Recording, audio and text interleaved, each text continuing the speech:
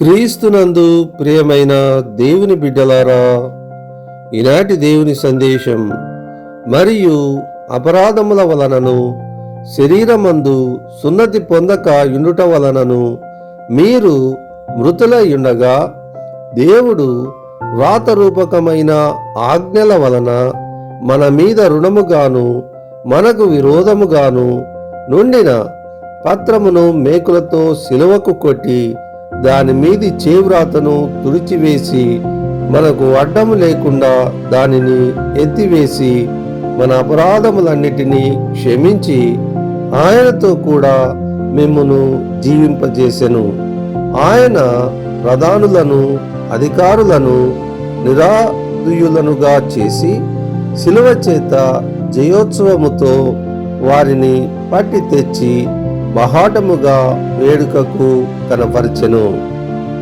కొలొస్సీయులకు రాసిన పత్రిక 2వ అధ్యాయము 13 నుండి 15వ వచనం వరకు. కనికరము గల మా తండ్రి, ఈ ఉదయకాలమందు చదవబడినటువంటి వాక్య భాగము ఎంతో లోతైన సంగతులను కలిగి ఉండగా వాటిని అర్థం చేసుకొనుటకు మాకు శక్తి చాలదు ప్రభువా.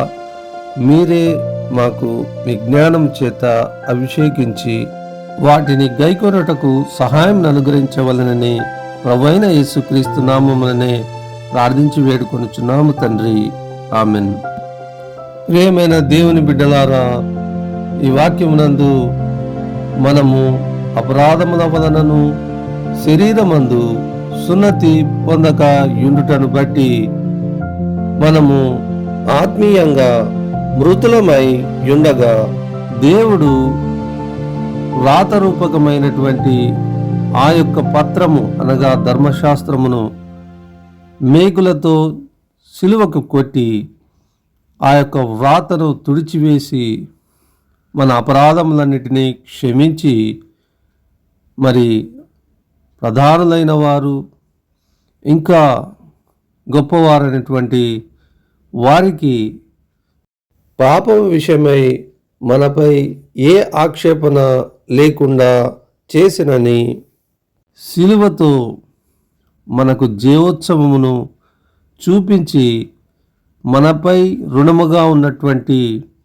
ఆ యొక్క పాపమును క్షమించి మనను జయోత్సవముతో ప్రభువును అనుసరించున్నట్లుగా చేసినని ఈ వాక్యము సెలవిచ్చుచున్నది. ప్రభువు కృప మనకు తోడై ఉండి జయమును అనుగ్రహించునుగాక.